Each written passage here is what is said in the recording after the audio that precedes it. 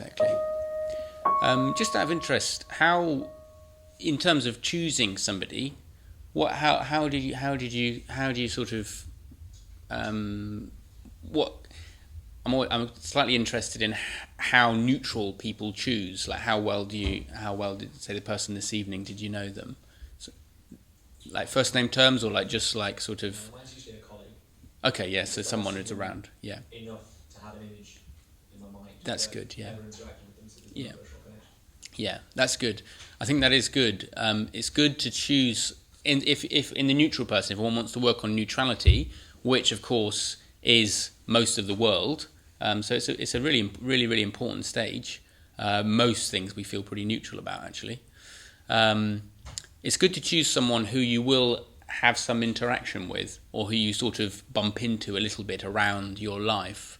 I used to choose sort of completely random people I saw, which sort of had some charm to it, but I'm finding it much more effective to choose those kind of people who, like colleagues in an office, who you see regularly, but you don't necessarily, you don't really know much about them when you come to it. So that's a good thing to do. I think the issue, again, I want to emphasize that when you're choosing people, it's not, remember, it's not about the person, it's about working on the your response, your feeling and your volitional sort of aspect of the thing. The reason why I say this is because the big issue is knowing neutrality, understanding it, becoming more adept with what this neutral feeling is. Partly because so much of life is so neutral. Yeah, this whole practice goes through people, because people are the most emotive things. Most of our emotional life swirls around people, begins and ends with people. But it goes for all sorts of things, yeah? So this issue of neutrality. Mainly the issue of neutrality, I think, the reason why we often get distracted is because of boredom, yeah? Certainly the main reason why I get distracted. If I've, of course, if there's a friend, you've got some engagement, you've got some memories, it's much more vivid, there's more emotion. Again, with somebody who's difficult, then like you said, there's a bit of narrative or something going on, can keep you engaged a bit more. By definition, the neutral person, it's going to be a bit more boring. And boredom is very, very important. It's very, very important. If you're a meditator, and if you want to get on with meditation, you've got to get interested in boredom pretty quickly, because especially as you carry on meditating, you will get bored. It's a very, very important aspect of not just meditation, but creativity. It's a very, very important aspect of having a fresh mind. It's a very, very important aspect of breaking out of your normal mind. Normally, the sort of membrane through which you have to move is boredom. Often, anyway. I was just listening recently to somebody was talking about Agnes Martin. Agnes Martin had an exhibition recently. Some people saw that at the Tate. No. That's another thing that we should do more. Anyway, Agnes, this painter, yeah. Apparently, she used to sit in a deck chair in a blank room all day, waiting for an original thought. It was just slightly confusing, seeing as all her paintings are very similar. Anyway, but they're beautiful. But the main thing I was inspired by was that very similar to the artist waiting for the muse. There's going to be boredom there. There's a lot of waiting, a lot of neutrality, you could say. So, how to work with boredom is the difficult part of boredom. The bit that makes us distracted is because there's aversion in boredom. Boredom is normally aversion to something in our experience, which is not very pleasurable. Then we start to. It's just like a pesky hankering after something a bit more interesting, and this is a big issue for everybody. The Buddha talks about this. So it's obviously been an issue, but it's a real issue now because of media. So really, I mean, I find it really difficult because things are so brilliant. They're so sensational. They're so amazing. Our standards have gone like way up, and we're much more prone to boredom. Yeah, it's like it's that moment when you just go for your pocket for your phone. That moment is boredom normally. I mean, certainly, anyway, maybe I'm just speaking, but I don't think I am. Often that moment, you don't need to do anything on your phone. It's normally boredom. And of course, you just go back to the same things, don't you? You go back to the same feeds, you go back to the same threads and all that kind of stuff. So the way to work on it in meditation is you have to kind of sniff out the sort of end of your boredom, which is aversion to something. You're probably just bored. This is one of the pains of egotism, the pains of this self-centered sort of thing that we do, is that it's so boring. We sort of go around this merry-go-round of about half a dozen, half a dozen, maybe a bit more thoughts, heaps of thoughts, and we sort of go round them again. And it just gets a bit boring. There's a tedium in that. So, yeah, particularly meditation, looking for the edge of our experience, which is to do with boredom, the neutrality, and looking for where you're being aversive to just what is in your experience. And if you can have the courage to sort of look at that a bit more, try and turn towards it. One thing I do is try and be more bored. This is quite a funny thing, because if you try and be more bored, you take away the aversion. How do you try and be bored? Yeah, I don't know exactly how you I don't know how you do that, but you can. Sometimes it can happen. You just sort of like, I could not be more bored, and then you just try and get even more. You just sort of go, this is so boring. And then in that, sometimes that works, and then that can sort of alleviate the aversion, which can then free things up. But if you can move through the boredom, then you get to something interesting. It's often a membrane through which something a bit more fresh.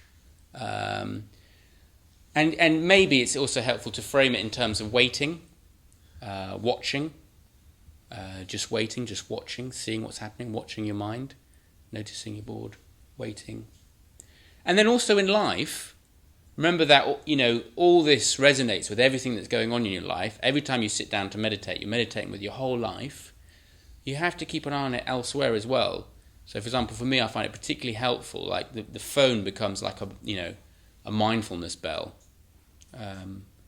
Sometimes I sort of have my action, and sometimes I just put that back in the pocket and just go, yep. I'm actually just going to wait for the tube. I'm just going to stand here waiting. And you can look around the platform, and sometimes you're the only person who's waiting. And it can be boring. But then sometimes you have a thought. And we do need more thoughts as well, don't we? Not just the old kind of merry-go-round of, blah, blah, but actually thoughts about things. Like, that's interesting. So with this neutral stage, it's neutrality, yeah? It's neutrality, it's boredom that we're working with. And yeah, it's a big one. It stimulates with people, even with people you know sometimes, even with colleagues you do know sometimes. Sometimes there's people we know, and we still find them boring. Like, trouble with cameras, isn't it? But like family members sometimes, you're just like, God, I just don't know what to talk about because I'm so bored. And it's a thing that happens. Thing that happens a lot, and a lot of meditation is trying to. When you suffer it, you ping pong into distraction and you stay on the surface. But if you can move through it, you get something more creative and you get more energy. You get more emotion. You get more. I don't know. A lot of the time, I think we're all a bit bored or something. We're all a bit kind of bleh. And actually, a lot of meditation is ultimately trying to get energy going, get us out, get energy moving. Brian, yeah. So, I mean, I get it. In my life, there are two competing views about this. One is sit with it, find a way to enjoy the experience, even if it's boredom. Because if you drop into it, I experience it even like if there's something negative. Yeah. And you drop into it enough, and you feel that negativity inside you, or that pain, stress, anger with something or something, then actually, when you can sense it in your body and you feel it, as soon as you feel it, it turns from being negative to positive, because actually it's an experience, and the experience actually is still positive, and then it dissipates. That's good. And same with boredom, I suppose you could do that. The other view I have in life is, rather than doing that and just being with your experience, is to generate positive, consciously, not smothering anything. But so you might be bored waiting for a train, and you could, instead of being bored waiting for a train, you could, as Hannah just mentioned earlier, that she found out my name is Brian, her granddad's name is Brian. Her face lit up. She likes me because I've got the same name as a granddad. But there's lots of warmth there. So rather than being on the train thinking this is boring, you could actually say this is boring. Why don't I think about my granddad? I love my granddad. Generate some warmth, and you feel the warmth of your feeling of that love, and then just go into the body, feel the sensation, and let that love grow. So you actually, rather than just being the experience, why don't you just generate new experiences? Yeah. Okay. Yeah. Yeah, it's a good point. The point is about the play of receptivity, like feeling what's going on and going into that, and then activity. Yeah, making a move, doing something about it. I'll just sort of say something hopefully fairly brief about this. It's most of us, most of the time, need to pull back a little bit from a certain kind of modus operandi kind of activity. I'm not sure what I mean by that. Just some Latin.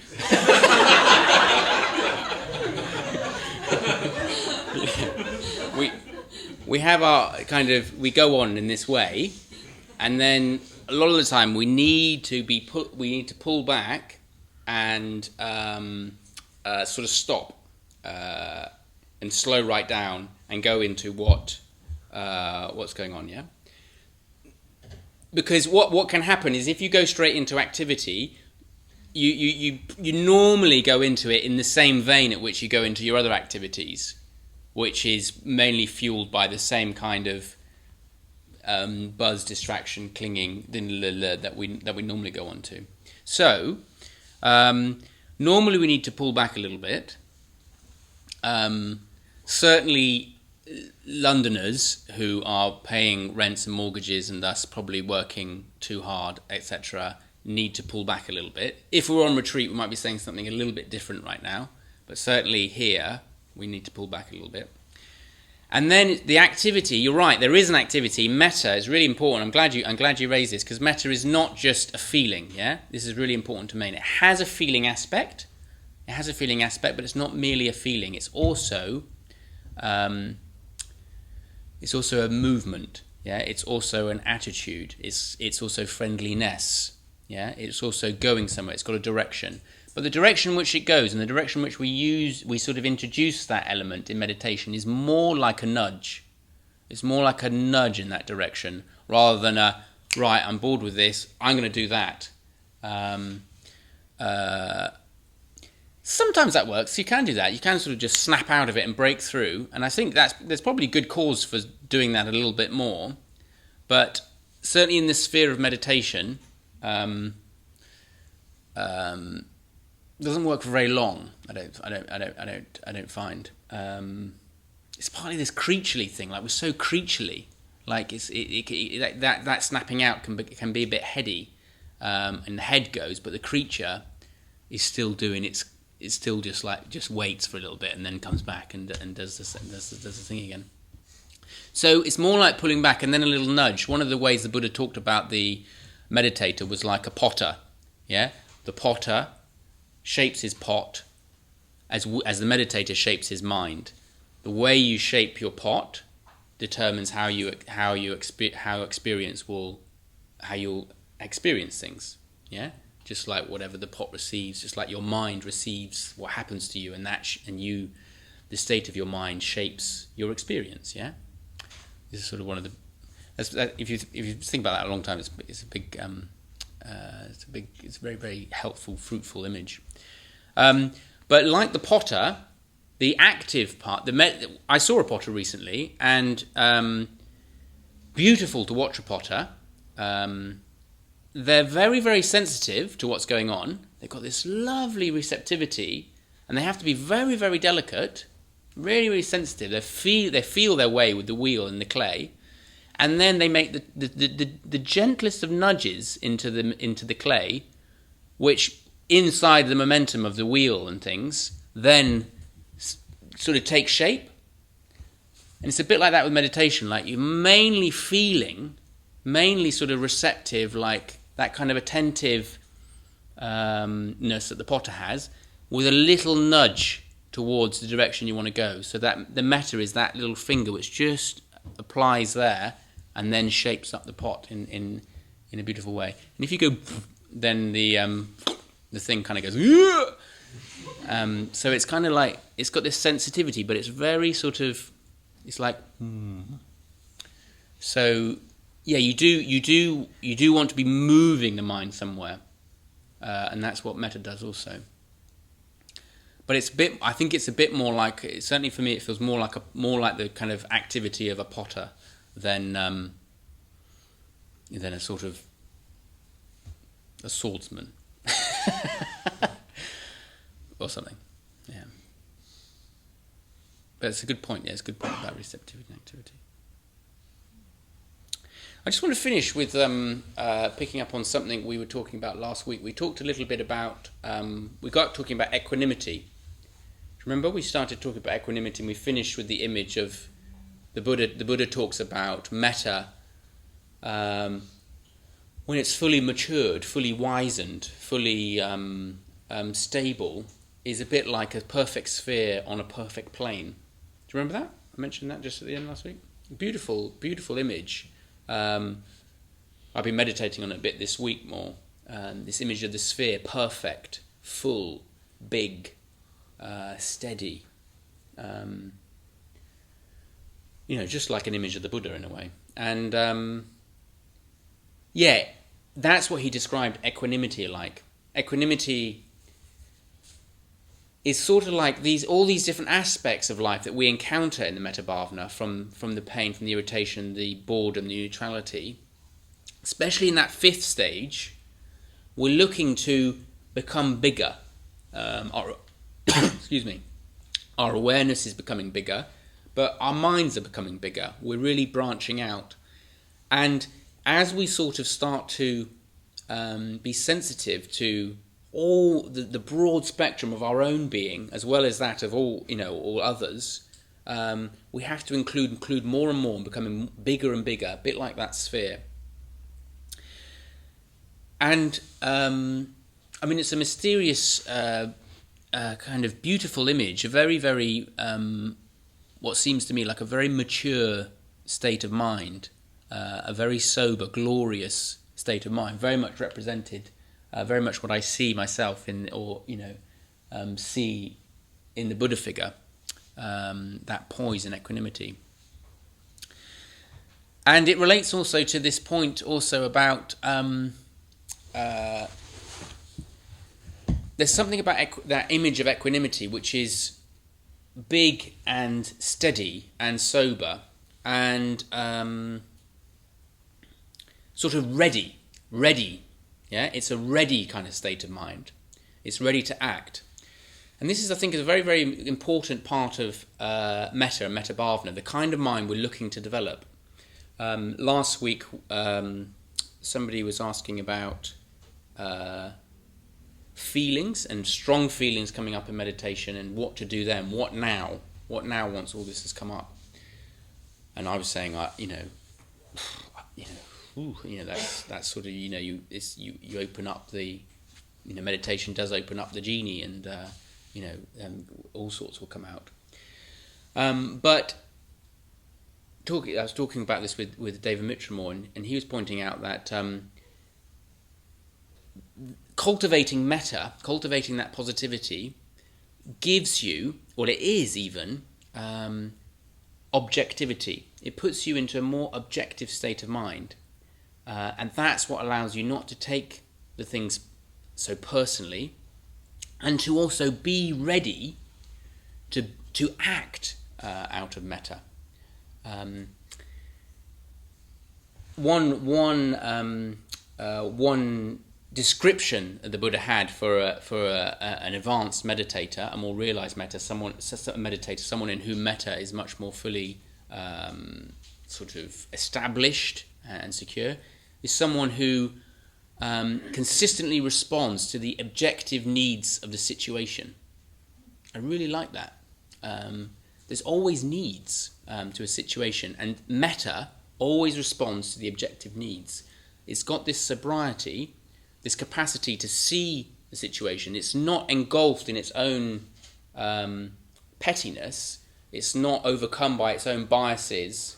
It can just see clearly, much more clearly, much more. The positivity allows it to see objectively what is needed, whether that's with a friend who's got some dilemma and they need an ear, or whether that's in your working life and there's some complex, intractable issue that you need to work out, or whether it's just cycling along, driving along, and you're in a bit of a tricky spot.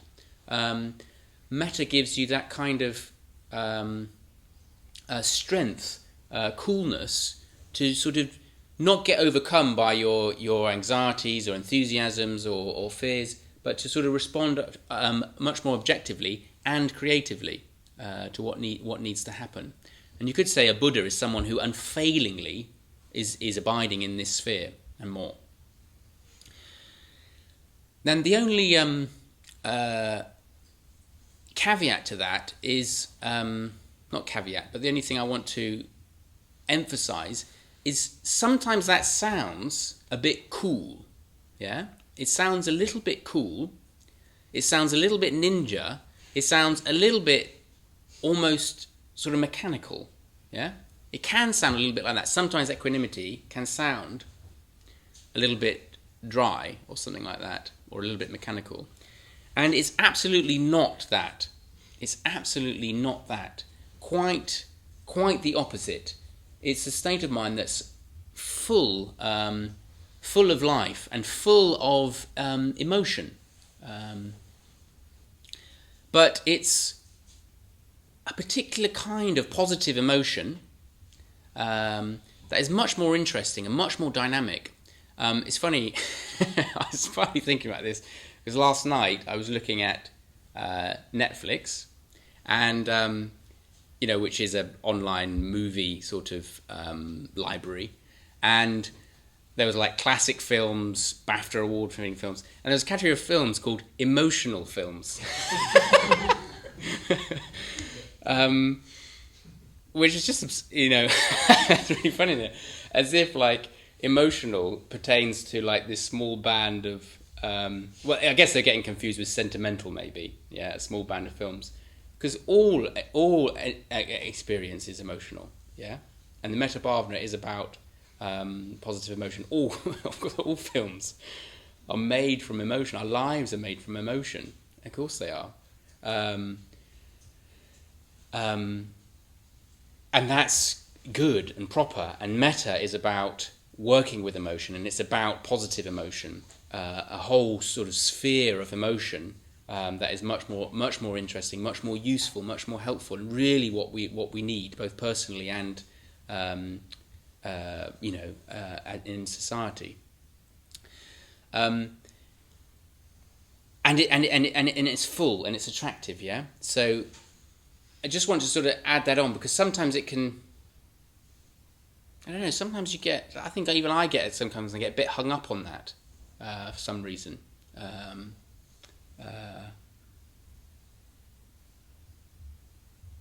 Yeah.